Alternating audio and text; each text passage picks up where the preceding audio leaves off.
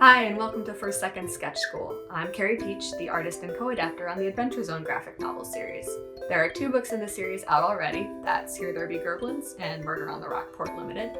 And a 3rd book, Petals to the Metal, is coming out on July 14th. I'm going to show you a little peek at my process into drawing 2 of the new characters from the 3rd book, Hurley and Sloane. Okay, so let me just go get settled in my studio. As I said, I'm going to be drawing Hurley and Sloane, 2 new characters in the Adventure Zone Petals to the Metal graphic novel. The video is sped up because I work very slowly, but I'm going to talk you through what I'm thinking about and working on along the way. Let's get started. Okay, so we're jumping right in with thumbnails. I usually do my thumbnails and pencils on an iPad in Procreate, but for the purposes of this video, I wanted to do everything in one place, so we are working in Clip Studio Paint on a big old Cintiq. You might have noticed if you've seen my process videos before that I have a pretty regimented process. I kind of always walk through thumbnails, then pencils, inks, flats, and colors, all in that order. The Adventure Zone graphic novels are on a pretty tight deadline, and at each step of the process, our entire 5-person creative team, plus our wonderful editors, all need to get together and be able to talk about the book. So it kind of has to proceed through these regular stages. And it has to be relatively legible at each of those stages too, which is a whole other problem. Anyway, this video is kind of a microcosm of what that process looked like. Thumbnails are the time when I figure out the overall composition of a piece. My brain can really only handle one step of drawing at a time, so that's when I'm thinking about big shapes, the zoomed out picture of what I want the overall look of the drawing to be. I'm not so much thinking about expressions at that point or little details like, is that what this character really looks like? That comes later. You can see that I'm adjusting the position of the head a little bit digitally. Is that cheating? Maybe, but also cheating is a fake idea in drawing. And again, I'm on deadline. I'm working digitally because I need to be able to adjust drawings on the fly, and it's more efficient to do so. So why not use those tools when you have it? Another thing I like about working digitally is that it lets you draw through a character. So I'm drawing even the parts of Sloane that would be hidden later by Hurley. It's easier for me to think through where that other shoulders ought to be. Invariably, if I were guessing, I would guess incorrectly and would end up with something that didn't look believable, which to me, someone who works in a very cartoony style, is more important than something being exactly anatomically accurate. So we're moving on to pencils of Hurley. You might have seen a sneaky earlier Hurley back in the thumbnail stage pop up for a second, which is because I drew her in an earlier version of this video, and then I discarded it because my process is meandering and has a lot of false starts.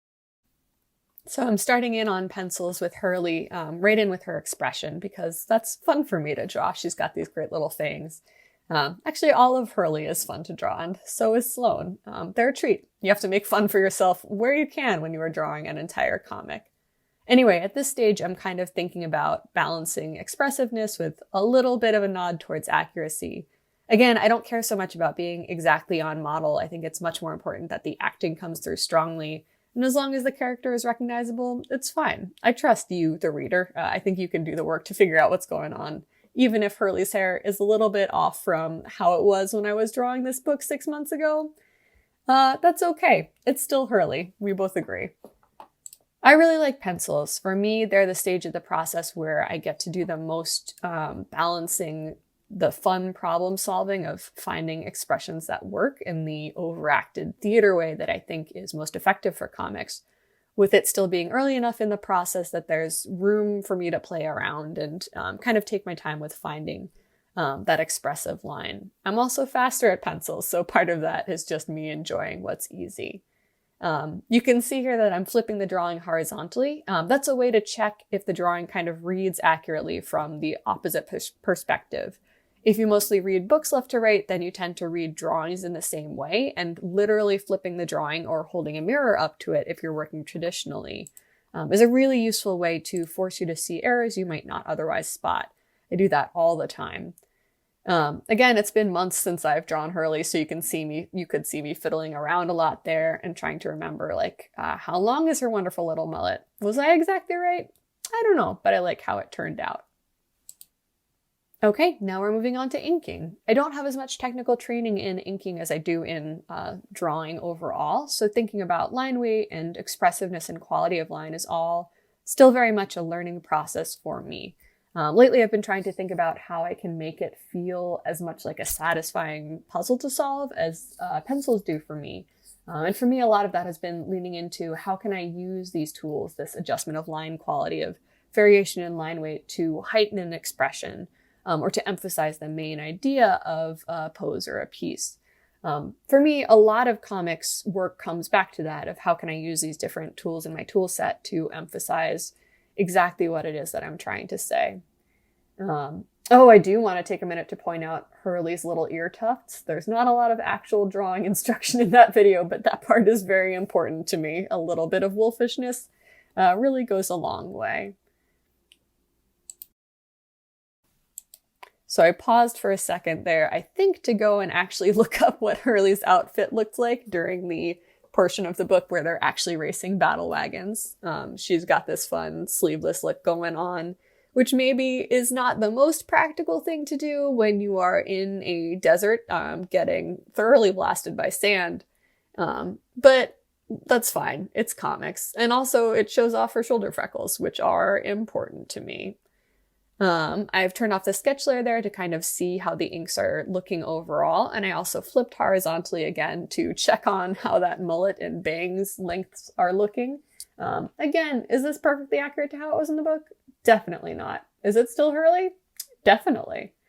You can see me moving the canvas around and zooming in a little bit here too. I try not to vary wildly how zoomed in I'm working at, or to over zoom in. I think that's a temptation I had to train myself out of early on, was working at 200 or 300% scale zoom and really overworking these incredibly tiny drawings to the point that it was only harming my wrists and not adding anything of value. I think for all that I tout the many virtues of working digitally, it does come with these pitfalls of, we have the ability, so why not zoom in an impossible amount that working on paper would never let us do. So now I try to stay at about 2/3 of the way zoomed in. I think this is a 400 DPI canvas. I'm sorry to everyone in first second design who has to deal with my files. You are saints, and I am very grateful for you. So Sloane is always a treat to draw, but Sloane's beautiful, dramatic, single anime style bang has always also been my nemesis. I think in this drawing, I redo it 4 or 5 times before coming back to exactly the way I drew it the very first time, which is funny. Again, it's been a couple months since I was drawing them with any regularity, so thank you for bearing with me. Also, sometimes your first idea is just your best one, whatever else you might have heard. The trick is knowing when that really is true and when you're just being lazy. I'm still learning. I'm so glad we gave Sloane this cold shoulder back window outfit. It is a powerful look.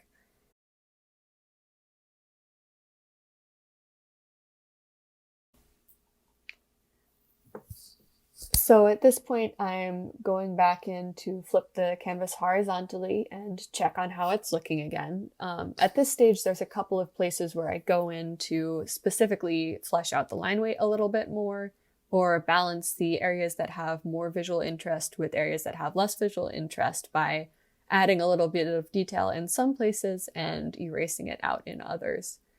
And then we flip back, and we're going to speed right through me inking these petals. They are petals. They're here to distract you from the fact that I didn't want to draw more than a headshot. Please enjoy them. God, I drew a lot of petals in this book in particular, and like a Pokemon who can only learn 4 moves, I immediately, after finishing drawing this book, had to forget how to draw them and replace that knowledge with learning to draw something else. Rip petals, rip cars. That brain space has now been entirely taken up with other things. Oh, this is a fun step. This is flatting. This is not the kind of flatting that I hire professional flatters to do on the actual Adventure Zone graphic novels. In those cases, flatters are very careful and precise and make sure that colors meet exactly underneath the black ink of the line art. But here I'm just using Clip Studio Paint's Fill Bucket tool, which has the option to automatically close up lines a little bit. So even if you, like me, don't close your lines while you're inking because life is short, and also because it's sometimes more expressive that way, that Paint Bucket tool is really handy because it'll do some of the work of closing the lines for you. Again, it is a computer algorithm. It can only do so much. You do need to go in and check it by hand, but it is a huge time saver, especially for work like this where I'm not concerned with how the lines are going to look in print. This is something that's only going to be displayed digitally. I say that now. I'm sure it's going to come back to bite me in the butt, but that's fine.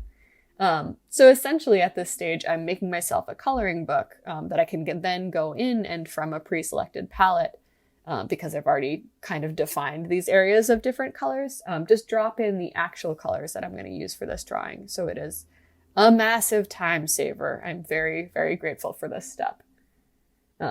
So I tend to use color as a way to set mood or tone, much more so than being literal with it. So like on that page in the Petals preview where Hurley's busting in through the window to stop Sloane from murdering the main trio, spoilers, would that afternoon lighting actually result in this big rainbow effect and pink color and bright glow off the glass?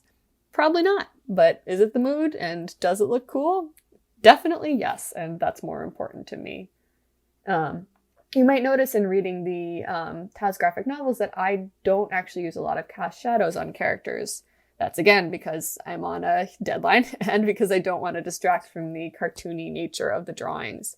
Light and shadow definitely help your brain, the reader's brain, figure out where a form is turning, but I like to cheat by using a really dramatic backlighting to achieve a lot of the same effect. One of my oil painting teachers once, I think her goal was to get me to stop using so many saturated colors everywhere, and she kindly and patiently pointed out to me how effective it could be used to just use a tiny bit of super saturated color and how that can, in fact, enhance the overall look of the piece. And what I took away from that is slap a backlight on everything. It'll really pull the room together. And you know what? It does. So there I was doing a color hold on the petals, which is where you lock the transparency of a line weight layer and change the color of the lines to kind of help push them into the background. I don't want them to compete with the main characters in this drawing, and coloring the lines helps reduce the contrast between the line art and the color and kind of push them back into the background. Again, color is fake, but don't listen to me. I think taking some traditional painting classes, even if you want to work digitally, is ultimately really good for your brain. So we're pretty much done at this point. I'm noodling around a little bit, adding some highlights, adding a couple of additional small petals, but the drawing itself is pretty much done. If you can take one useful thing away from this, I hope it's to consider which parts of this process line themselves up well with the way that you want to make work. If the answer is nothing, you don't agree with the way I did any of this, that's really useful too. That means you're thinking about what kinds of drawings you do want to make and what's going to be useful to incorporate into your skill set. No matter what, I think the most important thing you can do is pay attention to what parts of drawing are fun for you. And the way to find that out is that you have to make time to play. Sometimes that's fan art, sometimes it's a 10-minute video that you make for first second as a way to goof off from doing your other work, and sometimes it's Animal Crossing. So with that in mind, let's wrap up. And that's it. So Petals to the Metal will be out on July 14th, 2020. You can visit theadventurezonecomic.com to pre-order your copy now. And thank you very much for watching for a second sketch school.